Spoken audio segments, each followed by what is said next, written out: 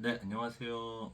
오늘은 많은 분들이 이용할 가능성이 높지만 처음 경험할 경우 잘 알지 못해 궁금해하실 만한 전세 자금 대출과 전세 보증금을 안전하게 지켜줄 수 있는 전세 보증금 반환 보증에 대해 알아보려고 합니다.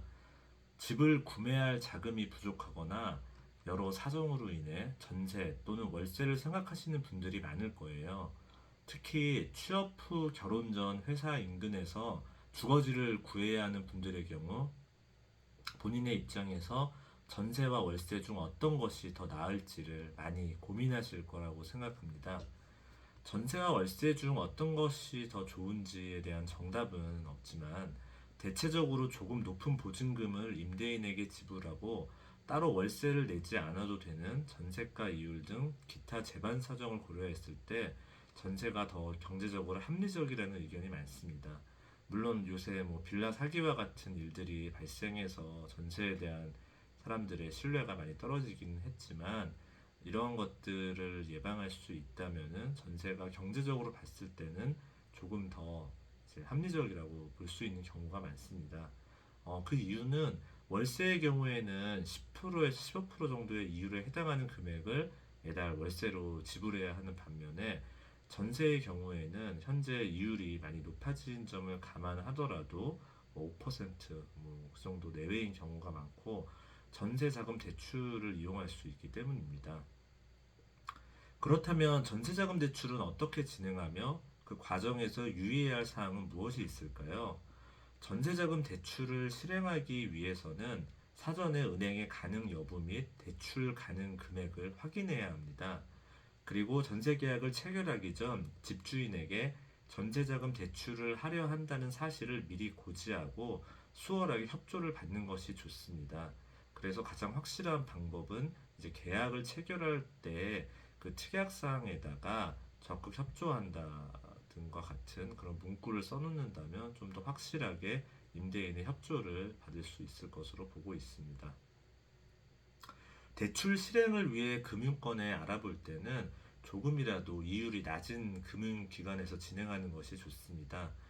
일반적으로는 제1금융권의 경우 하나은행, 우리은행과 같은 일반 시중은행을 말하는데 이들의 경우에는 이율이 상대적으로 낮은 대신에 대출 조건이 더 까다로운 경우가 많습니다. 당연한 얘기로 제2금융권인 신용협동조합, 새마을금고 등과 같은 경우는 이율이 조금 높은 반면에 대출 조건이 덜 까다로워서 대출을 용이하게 할 수 있다는 장점이 있습니다. 그래서 본인의 소득 수준 및 신용 등급에 맞는 금융기관을 알아보는 것이 꼭 필요할 것으로 보입니다. 전세자금 대출을 할 경우에 사전에 금융기관에 계약을 체결하였다는 사실을 증명할 확정일자를 받은 계약서 사본을 제출해야 합니다. 확정일자는 일반적으로 전입신고를 하면서 받는 것으로 생각할 수 있지만 주민센터를 방문하여 전세자금 대출을 위하여 확정일자를 받기 위해 왔다고 말한다면 전입신고를 하기 전에도 확정일자를 받을 수 있으니 꼭 알아두시면 좋을 것 같습니다. 확정일자를 포함하여 은행에 계약서, 소득 증빙 서류 등 각종 필요 서류를 제출하고 나면은 대출을 실행할 수 있습니다.